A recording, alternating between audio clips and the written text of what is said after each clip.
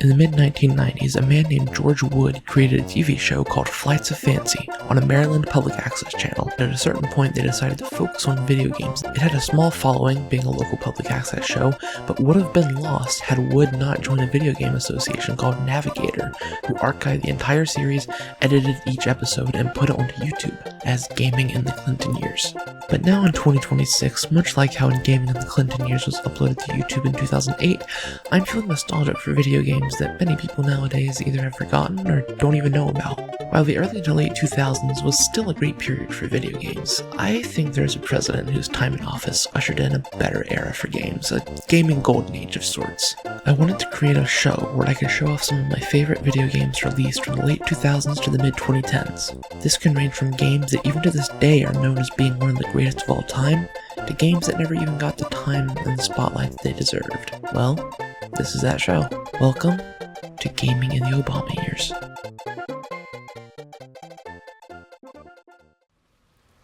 Dunwall Whiskey Distillery. Yep, that's the place that I figured would... What? 18 meters. Huh. Is there a way to get in there? Not from this side. From this side, maybe? I don't know. I don't know if I've gotten a bone charm yet. I think I've just gotten runes. I don't entirely remember what bone charms do, but...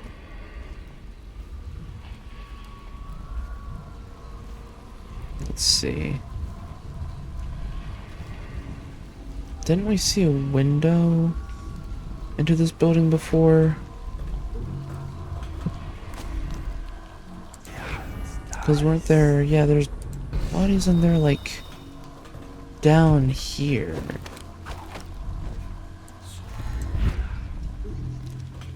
Is there a way to get in there from down here?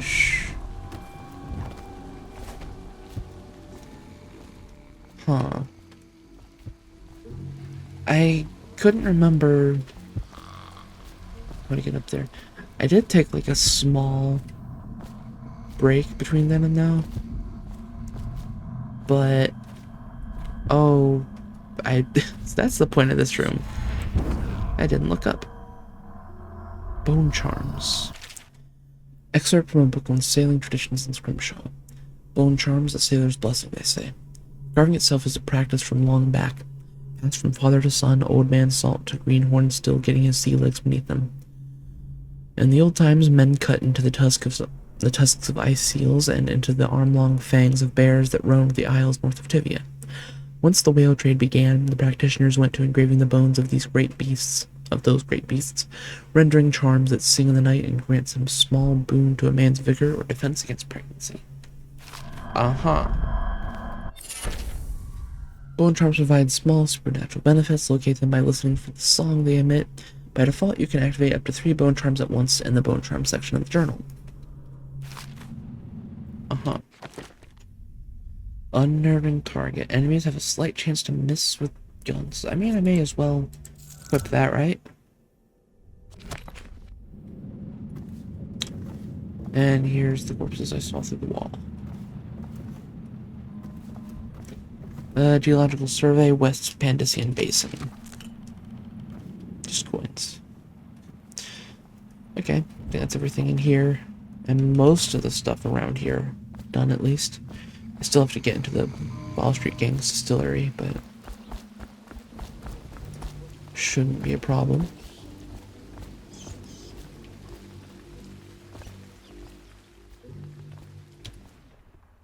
Let's go ahead. Okay. Hatters fired the first shot, but Bottle Street Gang fired the last.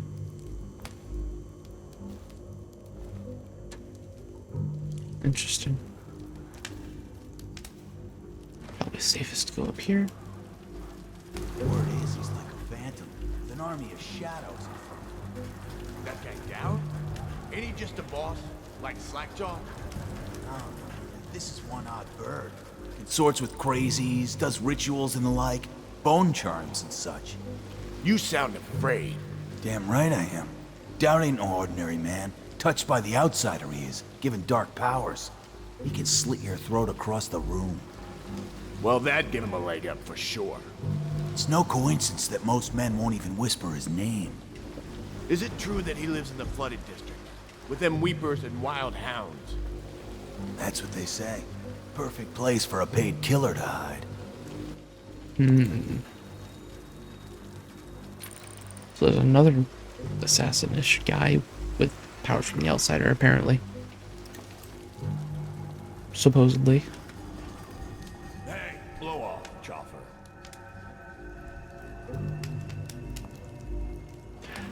Oh. I didn't see that before.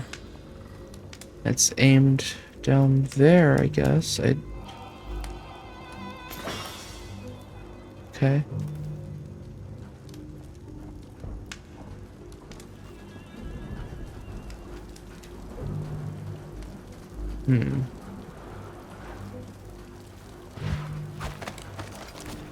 Let's see if we can just hop onto here.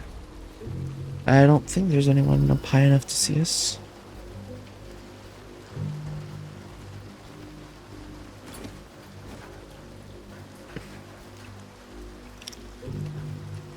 Rat shit. You got lucky. When you're this handsome, you don't need luck. Face like a hagfish. Pay up. Don't be sour. Say, when's Slackjaw coming down? Not till the next batch of elixirs done. He'll want to check on things. Then you better get all your shit together, huh? Everything's fine. I run the still like I run a game of Nancy. Yeah. Not fast enough.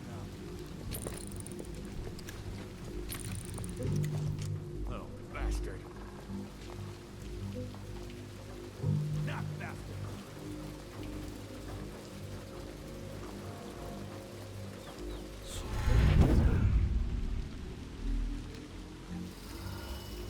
The fuck are you looking at? Psh.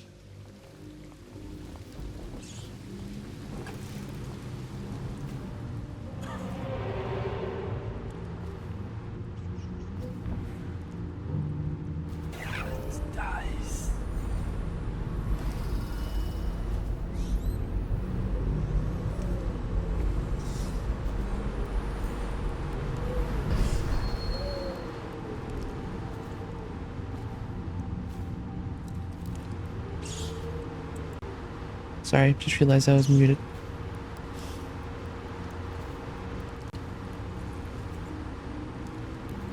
But yeah, I just came in to the actual distillery from out there. You know, it's fine. You could see the video. You didn't need my commentary during that. Anyway.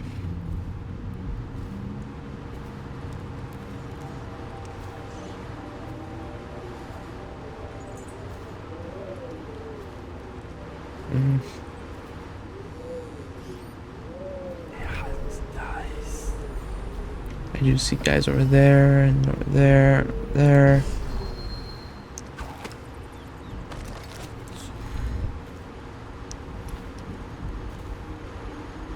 There's nowhere for me to get up high yet. I know something's gone. Okay, maybe I can reload from somewhere.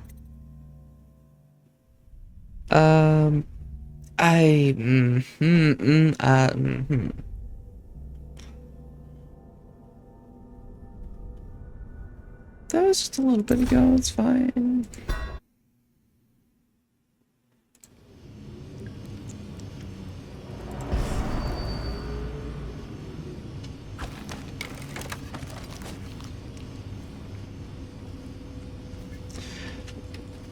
Aha, I see now. So I imagine that guy had the master key on him.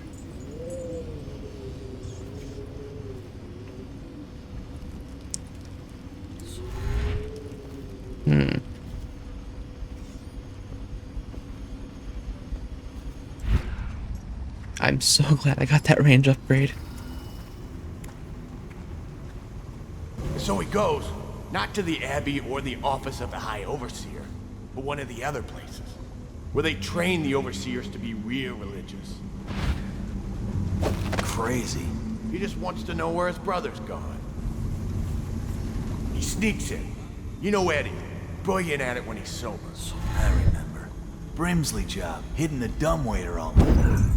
Yeah, so he goes from room to room, kids sleeping, an Overseer giving a lecture to the kids. A couple guys training with those hounds. Stuff you'd expect. But it gets weird. Some kind of machinery. Then a woman laughing, just laughing and laughing. Then music, a kind of plinky plonky sound. That's what spooked him. You sure he wasn't drunk? Says he still hears it at night. He never did find his brother. Weird stuff goes on when they're training the overseers and the religious folk, I suppose. That's a nice lever, Rodney. Okay, I got one for you. Well, give it. Okay, here goes. The nobleman laid with the scullery maid, so loudly they made quite a riot. The nobleman's wife took the butchering knife and carved herself some peace and quiet. Oh, I get it. Recipe for Craxton. Craxton, I'm coming tomorrow to check on the batch. Make sure you're wearing pants this time and stick to the recipe. 1 part Suckalaw's elixir, 1 part beach gum paste, 2 parts sugar water. That's it. The more the real shit you cut in, the less there is to spread around and the less coin I make. This ain't a charity. Slackjaw. So Slackjaw seems to be the leader of the Bottle Street gang. Let me think. Is there something up there? Okay, yeah, I got one. Distillery District. Excerpt from a pre-plague promotional book on products made in Dunwall. Pre-plague promotional book on products. That's a lot of alliteration. Across the Empire, Old Dunwall whiskey is not only the finest libation of its kind, but it's also an important cultural tradition among discerning folk, sophisticated and common alike. Captains moving their ships across the great ocean always have a bottle in their quarters for occasions. Fine restaurants and bars keep it in stock, and farmers across Bristol exchange Old Dunwall whiskey when healthy children born. Some may disagree, preferring highbrow drinks such as King Street Brandy or one of the other brands from Morley, but sales of Old Dunwall have been brisk through the early years of Empress Jessamine Caldwell's reign, a trend that is expected to continue. Aged and bottled in Dunwall's Distillery District, Old Dunwall whiskey is what you want. Not when I'm done with it. Painted a woman no sorely. He gave her his cash, she gave him a ration, and that's all. There isn't no more. Yeah, it's nice.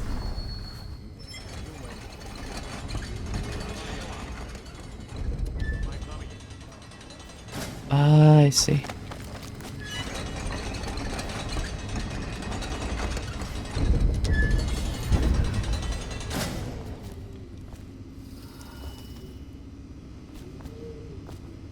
Bullets, full on those, grenade, spring razor. Spring razor trap can be attached to any surface by aiming at it and pressing right click. It'll be triggered as an enemy approaches it, throwing a shrapnel. That's very high chaos. So are the grenades. And the bullets.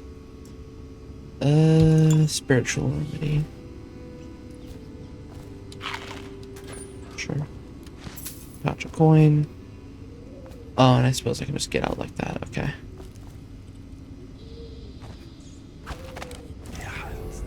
Okay, and on the other side of this is where all those guys were. Let's see.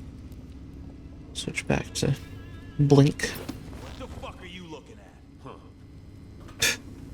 They just talk to each other like that, I guess.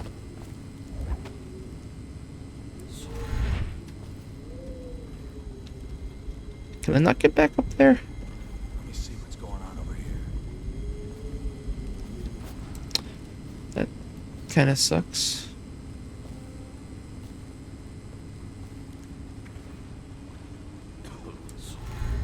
I can get up here, back up here, at least.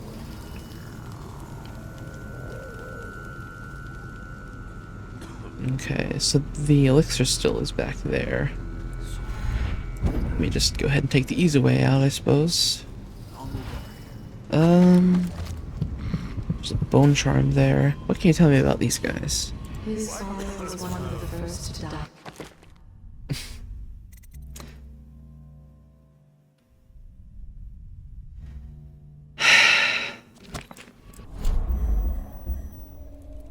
Come on, let's get this guy. Okay. Let's just load that again. I'm sorry I keep saves coming like this, but you see how bad I am at this.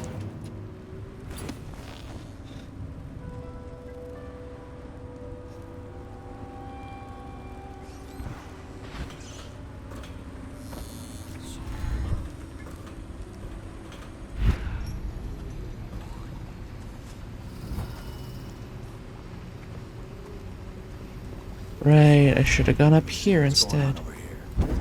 Hey, blow off, Chopper. There we go. I should have gone up here from the beginning.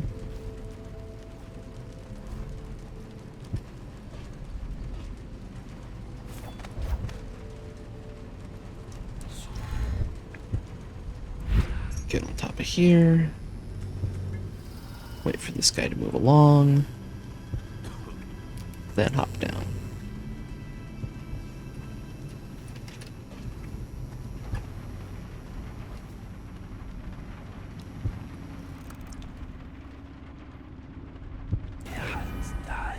No one in here?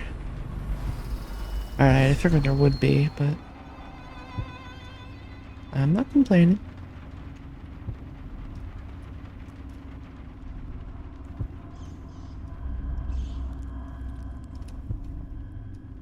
The Rat Plague.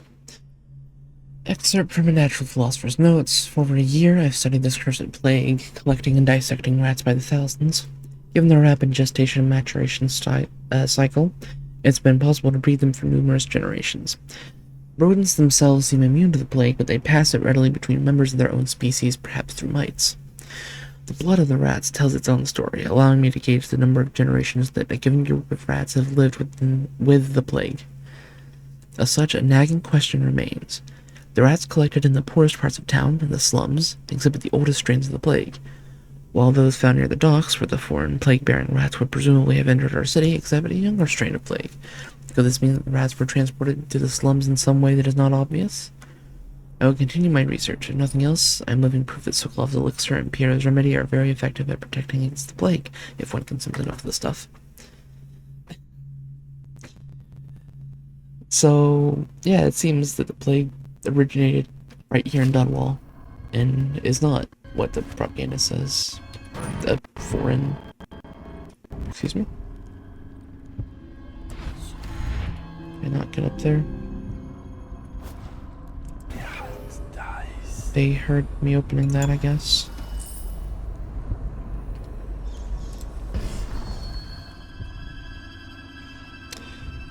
The elixir still is down there.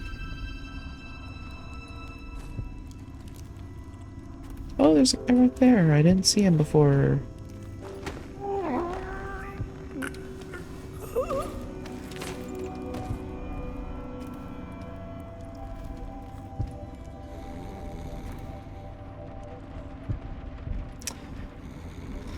I wish I had seen him before, but thankfully he didn't see me, so just sleep tight, bud. Okay, now is there anyone here? Nope. And... okay, I got the key, so I can open this. This is presumably where Slackjaw would sit. Spring razor. Right, this is the first time I've gotten one in this timeline, I guess. Well, it's an empty elixir vial. That one. Elixir accounts. Next batch.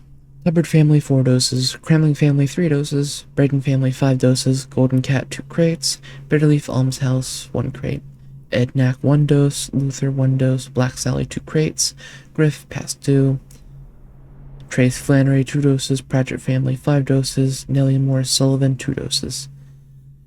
Didn't really help the Sullivans, did it? And I suppose because Griff was past due, they went and barred him up or whatever. I'll move over here. Excuse me?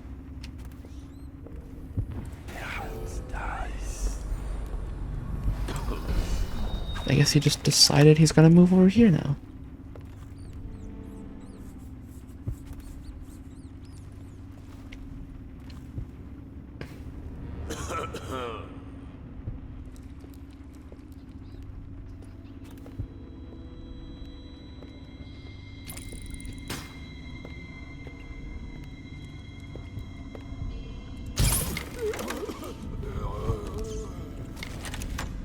Go ahead and check to make sure no one's immediately nearby. Then we'll carry him. Plop him over here. Sure.